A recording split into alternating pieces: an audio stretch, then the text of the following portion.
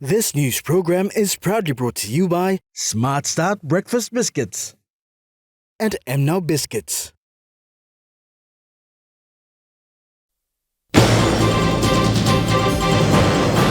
$22 million kina given for projects in Southfly District. Goilala District Development Authority to prioritize roads. Government to continue support to students in higher education institutions. A very good evening. This is National EMTV News. I'm Godwin Eki. Thank you for joining us. Prime Minister James Marape has handed over various cheques worth 22 million kina to Western Province Southfly District for several projects during a brief stopover in Daru Town. The Prime Minister is on a tour of rural areas in the province and announced before the handover of the cheques that 7 million kina of the cheques presented will be for upgrading and sealing of the roadworks in Daru. As the country heads into the new year, the Prime Minister James Marape is visiting the Western Province to identify areas that agricultural and livestock projects can be established. Marape, in a short stopover in Daru, presented cheques to the Southfly MP, Seki Agisa. The 7 million kina cheque earmarked for roads, upgrading and sealing of the roads in the district was given to a local contractor. Marape said another 5 million kina cheque will go towards the start of a new road from Oriomo to Wiam. An additional 5 million kina cheque will go into improving the Daru General Hospital. The Prime Minister has asked the Australian aid team, who are coordinating the work being done at the hospital, to discuss with the provincial government on areas where they can improve in, so both the Australian government and national government can collaborate with them in getting the job done. A cheque of 5 million kina was also presented to the Governor of the Western Province, Toboyawi Otto, for impact projects in the province. Rocky Iso, National EMTV News. The Goilala District Development Authority has prioritized to improve road infrastructure networks in the district going forward. This was announced by the chairman of the GDDA and Goilala MP Kashmir Aya at the recent DDA meeting held at the Kerau Catholic Mission Station in the Tapini LLG on Tuesday. The Goilala district is located in the northern inland area of Central Province, bordering both Morobe and Oro provinces, and covers the mountains and valleys of the Owen Stanley Ranges. This district has the potential for growth, and first-term MP Kashmir Aya said road infrastructure network is the main infrastructure that the Goilala District Development Authority has prioritized as a platform to attract other essential major government services into the remote district in Central Province. Aya said the DDA has passed its resolutions to connect Tapini to Kerau and Tapini to Guari Road link. He said the Tapini to Guari Road link was under the radar of the Connect PNG policy approved by the national government through the initiative of the former MP for Goilala, late William Sam, and former MP for Waubulolo, late Sam Basil, who was then the Deputy Prime Minister. Both MPs passed prior to the national elections this year. The Goilala MP said in terms of agriculture, the district has the potential to become the major food bowl distributor of Port Moresby with the abundance of garden produce supply in the district. He said, and I quote, "We have high fertile land to grow anything, and that is the potential we have in the agriculture space. Therefore, we want to supplement our brothers and sisters from the highlands who have been supplying the city over time, and it's about time Goilala can stand in." End quote. As chairman of the DDA, Mr. Aya said the DDA is pleased to ride on the coffee rehabilitation projects in the area with the introduction of a separate allocation of Ministry of Coffee by the current government that enables Goilala to stand ready as a major supplier with its rich organic coffee grown in the area. The DDA will also look into improving health and education services, churches and law and order programs in the district. Rocky Iso, National EMTV News. The student health program introduced by the Marape government will continue next year. Minister for Higher Education and Sports, Don Pollier, made mention recently that the criteria used will be looked at and improvements will be made accordingly. Minister Polye also welcomed suggestions from the general public on how the student health program can be improved. They can write and suggest their ideas through the department. The minister made this statement following the launch of the online selection in Port Moresby recently. For you, Secretary, and your team. The health program introduced by the Marape government will continue on in 2023 as highlighted by the acting secretary for DIEST. Next year the health program will continue, and students who have faced financial constraints can apply next year. So the health program the government is continuing. The acting secretary highlighted that the health program was managed well with a total of over 8,000 students benefiting from the program this year. In accordance with our health regulations, one of the important requirements is that before you apply for help, you must be a registered student. If you are not a registered student, you cannot apply for help. Minister for Higher Education and Sports Don Polye said the department will look at the criteria used and see if there is a need for improvements to be made, and adjustments will be made accordingly. Those are wonderful programs and we will support it. So we'll look at ways of improving it. If there's any area that you find that need or that want improvement, please ask the people to write to the secretary or to myself, and highlight those. Some of those may be very trivial, some of those may be significant. No system is perfect. Our job is to implement a system. Where there is a need for improvement, we continue to improvise to improve as we go along. This health program is an initiative of the national government to facilitate access to quality tertiary education with the aim of addressing the increasing number of students with financial constraints. The fundamental eligibility requirements for the health program are that students must be enrolled in a tertiary institution that is recognized by DIEST, and the program studied must be accredited too. Sharon Engnui, National EMTV News. The Western Highlands Provincial Government is taking a step forward to work collaboratively with various denominations within the province, aiming to support the church activities. A funding of over 300,000 kina under the Government Church Partnership Program was presented to 3 different denominations recently in Mount Hagen. Churches play a significant role when it comes to service delivery to some of the remotest part of the country. The current Marape Rosa government, through the Department of Community Development, Religion and Youth, are placing more emphasis to work in collaborations with churches to foster service delivery. In light of this emphasis, the Western Islands Provincial Government, under the Government Church Partnership Program, presented 3 checks to Lutheran Church, Catholic Church and the youth to support them for their activities. The Executive Officer of the Provincial Government, John Kupai, highlighted that the churches plays a vital role in service delivery, and the Provincial Government, under the leadership of Governor Wairapa, will stand firm to work closely with all the denominations. SDA and we blow some major player churches long province Mayumi na nibla closely like walk what you blow to all Pentecostal churches too. 91,000 kina check was presented to the Lutheran Church, 200,000 kina was presented to the Catholic Church, and 20,000 kina was presented to the Lutheran Youth at their youth conference recently. Sharon Engnui, National EMTV News. Coordinator of the Port Moresby General Hospital Emergency Department and Chief Medical Officer at the PNG St. John's Ambulance, Dr. Mangu Candino, is urging citizens who are confronted with unconscious patients to always call St. John's Ambulance for assistance. Dr. Candino made this statement following an increase in the number of cases where patients have been mishandled. Dr. Mangu Candino highlighted that it is important that citizens must call 111, which is the emergency toll-free number for the St. John's Ambulance for assistance. I'm severely unwell, but we'll take the traumatic scenario as something to shed more light and focus on.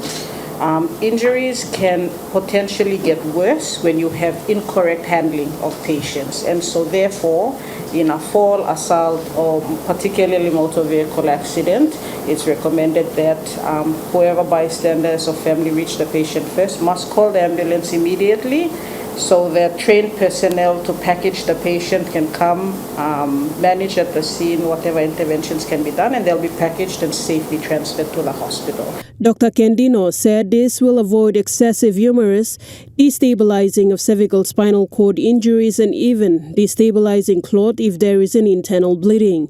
She added that reliable assistance is provided by the St. John's ambulance to save the patients or treat them. Yes, it does. It's the correct vehicle, it's the right space, and then there's interventions like pain control or oxygen that can be provided to a patient who needs it. Sharon Engnui, National EMTV News. National EMTV News continues after the break. Stay with us.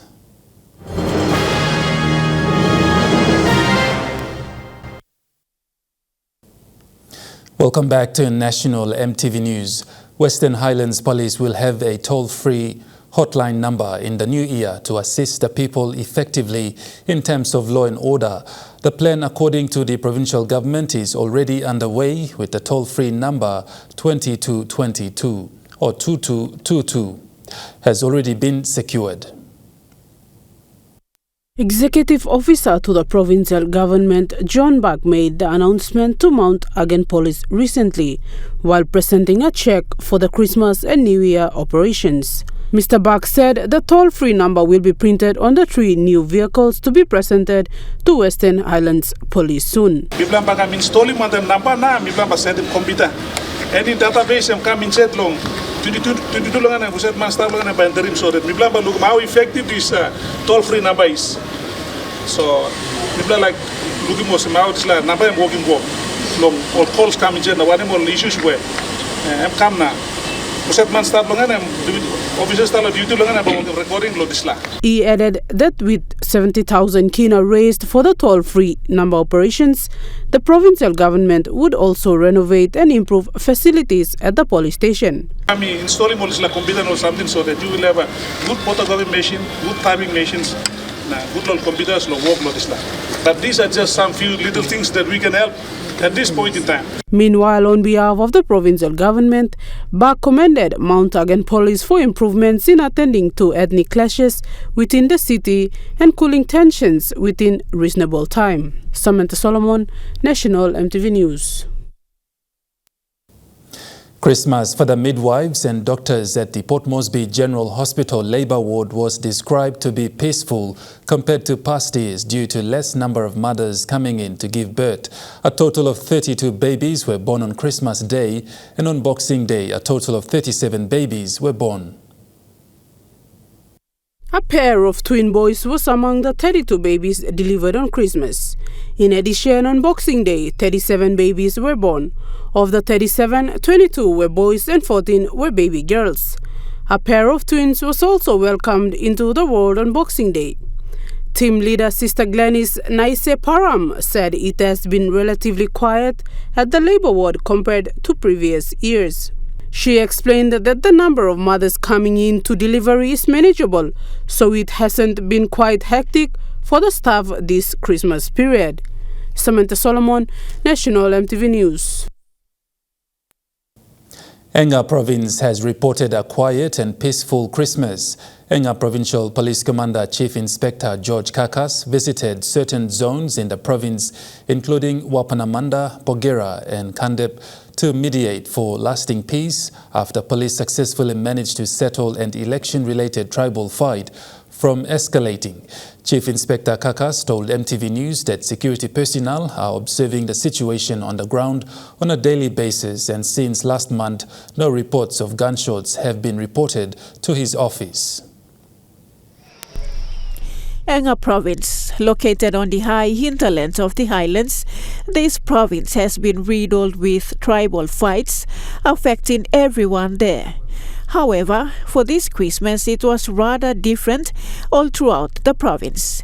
Chief Inspector George Kakas was very pleased with the outcome and thanked the local people for observing the trust and allowing the rule of law to take precedence.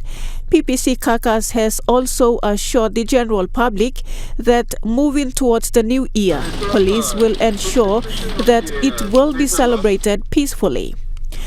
The police chief in the province toured the Kandep district on Boxing Day, visiting several villages that are currently undergoing rehabilitation after a successful trust for peace was amicably reached last month. Meanwhile, Pogera has also reported a quiet Christmas after a successful ceasefire between the warring Ayala and Nomali clans. It is understood local MP Maso Karipe is spearheading the peace mediation in the resource-rich valley, which is being fully supported by the Enga provincial government. Kakas further assured business communities and the general public in Pogera that it is the government's commitment to reopen the Pogera mine. However, his men will continue to ensure a safe and trouble-free environment moving forward. Now, with police presence on the ground and with a quiet Christmas observed right throughout the Enga province, everyone is looking forward to a trouble-free new year. Lindy Suharupa, National EMTV News. Acting Provincial Police Commander for the Central Province, Senior Inspector Peterson Pirigi, has reported a peaceful and good order Christmas period along the Magi Highway and the Hiritano Highway. Senior Inspector Pirigi said a report on the progress of the Peace and Good Order initiative will be released after New Year. Acting PPC Birigi said no major traffic incidences and criminal activities were reported along the two main highways in the Central Province over the Christmas period. The acting PPC said members of the Central Police went into some of the communities and worked with the councillors and village court officials to help maintain peace and good order over the Christmas period, and his men will continue into the new year. Chiefs in Kairuku have also initiated a program involving the youths. Acting PPC Birigi explained that this program was aimed at the youths in their respective areas to surrender homebrew items and firearms to police. Apart from some arrests and a recapture of a prison escapee in Nabuapaka village along the Hiritano Highway, Central Province reported a quiet and peaceful Christmas. Acting PPC Birigi said Central Police will be patrolling both the Magi and Hiritano highways and will continue to maintain police presence moving into the new year period. Mr. Birigi thanked everyone in the Central Province for their very good behavior and encouraged them to continue come 2023. Lindy Suharupa, National EMTV News. And now looking at the Nest Fund market report, the Kina closed unchanged at $0.2840 US in the interbank market. At Bank South Pacific, your Kina is buying $0.2765 US, $0.4077 Australian dollars, $0.2523 euro, 36.45 Japanese yen. Looking at commodity prices at New York closed, gold is trading lower, coffee closed lower, cocoa closed higher, copra closed lower, palm oil closed lower, crude oil is trading lower, and copper closed higher. On the stock market, the Dow Jones closed higher, the ASX 200 is trading lower, and the All Ordinaries is trading lower.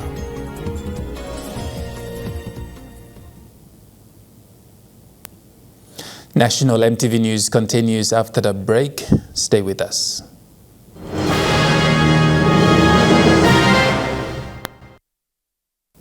You're watching National EMTV News. Moving overseas now, and Taiwan will increase its mandatory military service to 1 year from 2024 amid increased tensions with China. The announcement comes just days after Taiwan scrambled fighter jets after 39 Chinese aircraft entered the island's southeastern air defense zone. It was just the latest in a long-running campaign from Beijing to pressure the democratic self-ruled island and test its defences. Taiwan President Tsai Ing-wen confirmed the long-rumoured announcement after convening a meeting with the island's National Security Council. Taiwan used to have a year-long compulsory service, but that was reduced 4 years ago. The president says military service will not only now be longer, but also more intense. She added it was an extremely difficult decision, but one that was unavoidable. Taiwan wants to tell the world that between democracy and dictatorship, we firmly believe in democracy. Between war and peace, we insist on peace. Let us show the courage and determination to protect our homeland and defend democracy. China has long claimed Taiwan as its own territory and has not ruled out the use of force to reunify. Back in the 1990s, all men in Taiwan had to serve for 3 years. Since then, there's been a steady shrink in the island's military, while China's has only grown more powerful. Taiwan's active defence personnel is now only around a tenth of what China has. At least 62 people are now known to have died in the extreme winter storm that's battered North America. Without power, conditions are expected to improve with slightly warmer weather on the way, but there are concerns the thaw could lead to additional problems like flash flooding. Driving bans are in place and looting has been reported in some areas during the emergency. 100 military police are being brought in, as well as additional troops from the New York State Police Department are coming in to manage traffic control because it has become so evident that too many people are ignoring the ban. And thousands of travellers are stranded at airports across the US with thousands of flights cancelled. The chaos has left exasperated passengers sleeping in terminals as they search for solutions. It's been a journey. We started from Amarillo, Texas on Sunday. Flights were backed up. We got to Christmas Day, Sunday, 12 o'clock, canceled at the last minute, midnight, going into, instead of choosing to stand at the airport, we went to, Dallas has 2 airports, we got a hotel, went to another airport, got another flight, came in on American, and now I just have to find a suitcase that came in. I came to see my brother and I wanted to surprise him, and I got stuck in Dallas, and I spent Christmas by myself, and here I am. The southern port city of Kherson is under increased bombardment from Russian forces, with a maternity ward among the places hit. This is where one of more than 40 mortars fell in a single day. A city haunted by relentless attacks. Another shell hit nearby between a block of homes. As the firemen worked, we heard the sound of more explosions. After a brief pause, they returned to the job, dousing the fire before anyone was hurt. Down the road, we found people in a panic. Punish the Russians for their crimes, punish them their whole lives, a woman cried. They'd just seen a neighbour's home being bombed. She had to be rescued from the debris. Over and over, this cycle repeats. The day before, 56-year-old Serhiy Breshun was killed here while he was sleeping. We met his mother, Tamara. Serhiy was her only child.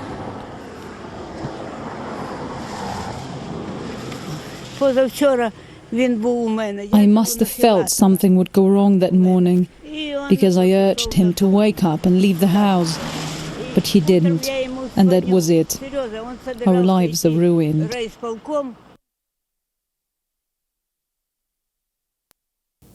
National EMTV News continues after the break with Trukai Sports. Stay with us.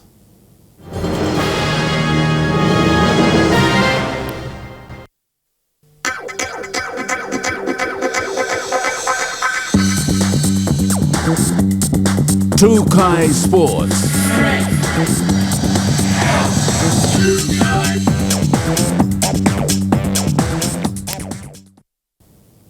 Welcome to Trukai Sports. The T20 Big Bash cricket tournament was launched yesterday at the Kapari village of Abau district in Central Province.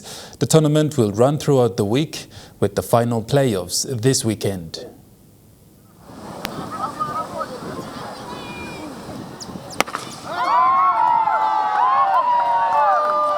Cricket has been one of the sports that have been left with not much attention. Therefore, the Konepoti Cricket Club is reviving the sport by involving youth in this sport. As part of reviving the sport, yesterday T20 cricket tournament was launched at the Kapari village in Central Province.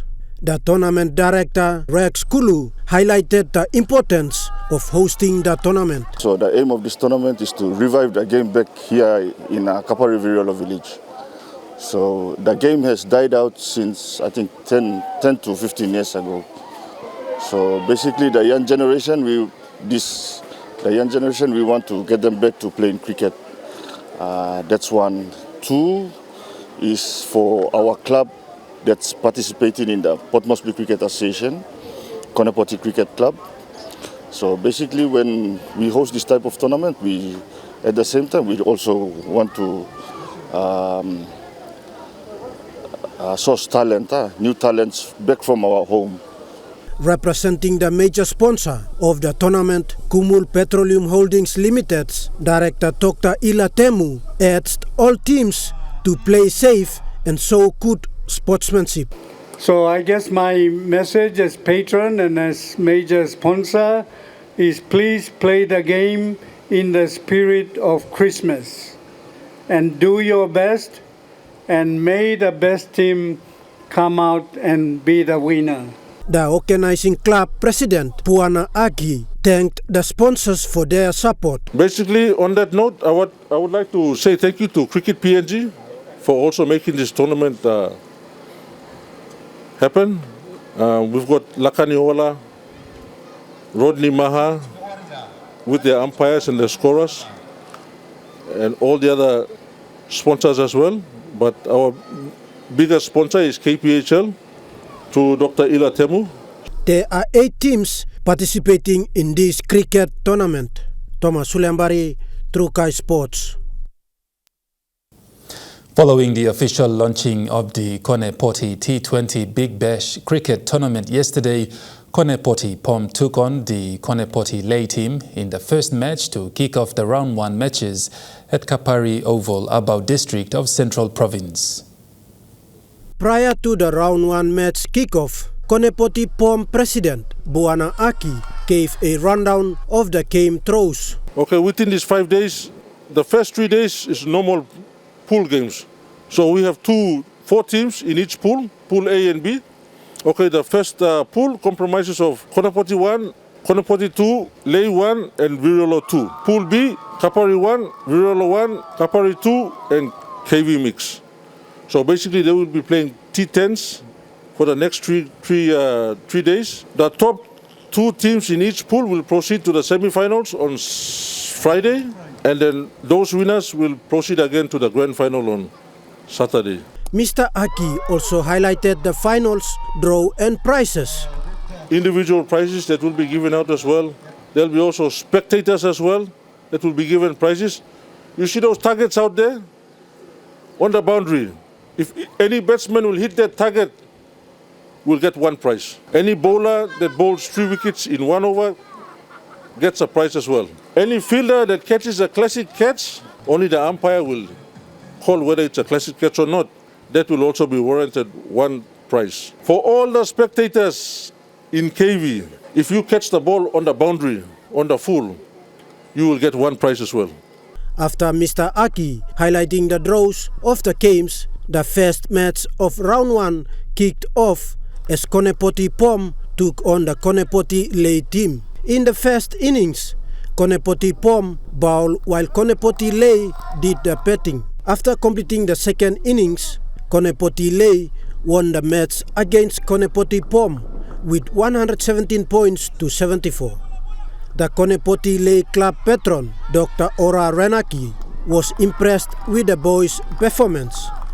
Now, the main strength of the club is from the children of the older players, and they have been very active. So I pay homage to Vele Amini, late Wariagi, and Walo Ila. Their children, you will hear the names like Tupo Amini and Alfred Amini, Allen Ila. We set up a team and we brought it over, and that's the team that you saw. Yamo is a very good batsman and a very good bowler as well, and all the young people are also supporting him. So we are here to promote the game. Konepoti Lay is one of the two teams who travelled from Lay to participate in the tournament with teams from Port Moresby and surrounding villages of Kapari. Thomas Suliambari, Trukai Sports. In Rugby League, the NCD Governors Cup completed its Round 1 competitions yesterday, which saw 24 matches competed at all of the 4 respective venues in Port Moresby. Group A of the tournament saw the defending premiers, the RMA 289 Joggers, defending their opponent, the Northern Reds, won with 10 points to 6. The 6 matches competed at Bomana Red Sea Oval yesterday saw the Saraga Survivors, the Wildlife Pythons, the D8 Mosquitoes, the Vanu Dust, the RMA 289 Joggers, and the Kagwa Woodmen defeating their opponents in each of their clashes. Over to Group B at Coney Tigers, the Surrey Hawks, the Mountain Bulls, the Warriors, the City Security Vikings, the Gero United, and the Jihud Vikings each proved too strong in their matches. At the Hohola EP Park, to which Group C of the tournament is situated, saw the Boroko Bulldogs, the City Dwellers, the Riders Namona, the Apex Dust, the Komagin Congos, and the Nest United claiming the win in each of their games. In Group D at Gero Rugby Oval, saw JB Stingray, the Coney Sharks, the Gero 3B Bulls, the Border Storms, the Coney Texas Rats, and the H6 Knights securing the victory in their matches. Tournament director Dago Arura shared after the completion of Round 1 that there hasn't been any hiccups witnessed, and he will ensure that this will be the case until the tournament ends. Meanwhile, tomorrow will witness Round 3 of the regular round robin of the competition.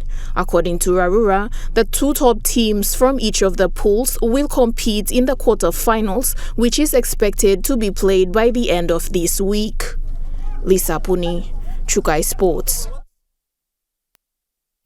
Trukai Sports continues after the break. Stay with us.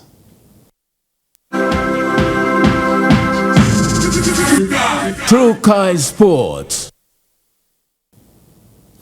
You're watching Trukai Sports. Day 2 of the Governors Cup saw 12 teams compete at Bomana today after a late start due to the disruptions caused by wet weather. Tournament coordinator Felix Atusa said so far the competition has run smoothly since day 1.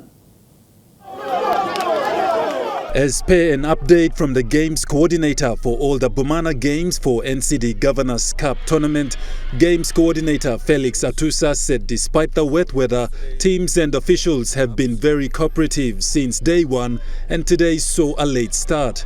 He said with 12 teams competing in their respective pool, there hasn't been any major problem, but the game has all been played smoothly with no disturbances. Yesterday was the first day of the tournament.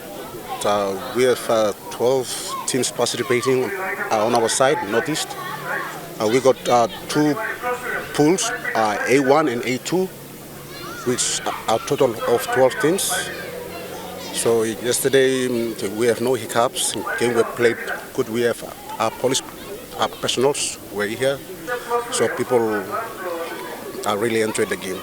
He said this is the first time for NCD Governors Cup to be hosted in the area, and the nearby residents have been very supportive of the tournament. Those teams they lost, they will come tough and hard to try to win this game. So I think that this game today, the second day of the tournament, will really big and fast, very tough. He added that a few teams from the area have been able to represent Bumana by having their teams registered to compete in the Governor's Cup tournament.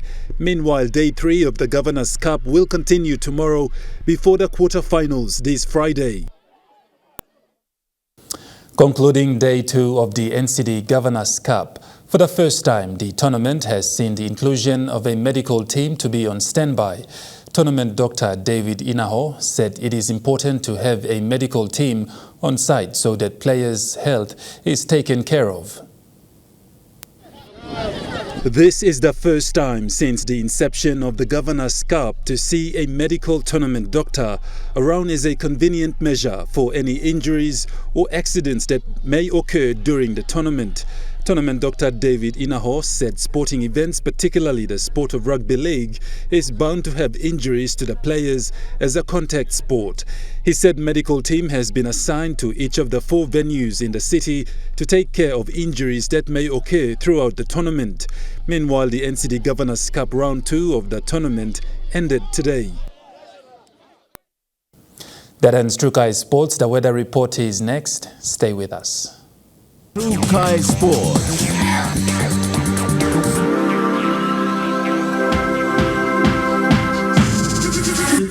Trukai Sports. This weather update is proudly brought to you by MoneyPlus, with you always.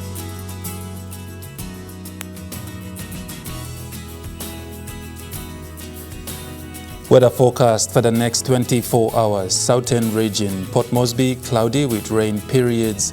Daru, some showers and thunderstorm.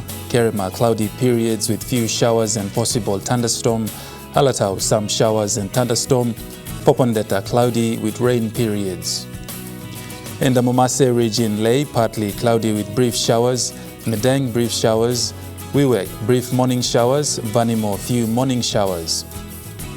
In the New Guinea Islands region, Laringau, brief showers. Kavieng, Kokopo and Rabaul, partly cloudy. Kimbe, partly cloudy with brief showers. Buka, partly cloudy. In the Highlands region, Mount Hagen, cloudy with rain periods, then morning fog.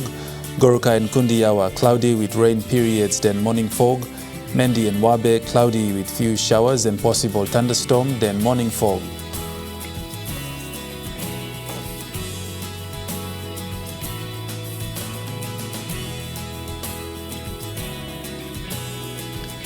Waters of southern PNG Indonesian border through Torres Strait to Daru to Kerema to Yule Island to Hood Point to Samurai Island seas 2 to 3 meters.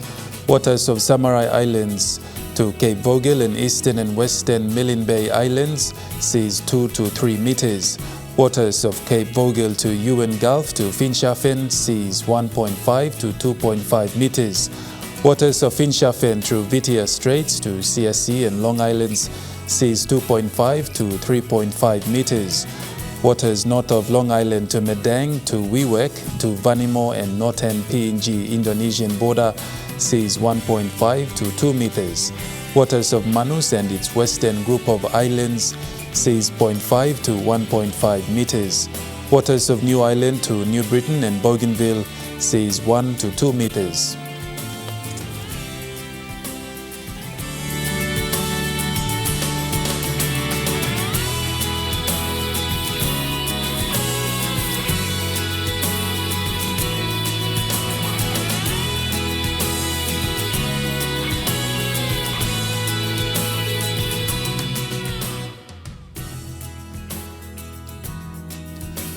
Ocean forecast. Coral Sea sees moderate to rough northwest winds of 20 to 34 knots. Solomon Sea sees moderate to rather rough northwest winds of 15 to 25 knots. Bismarck Sea sees moderate northwest winds of 15 to 20 knots. And Pacific Ocean sees slight northeast to northwest winds of 10 to 15 knots. The weather update was proudly brought to you by MoneyPlus, with you always. And that wraps up the news, sports and weather for Wednesday, the 28th of December 2022. From the entire news team, belated Merry Christmas, Happy Holidays. Bye for now.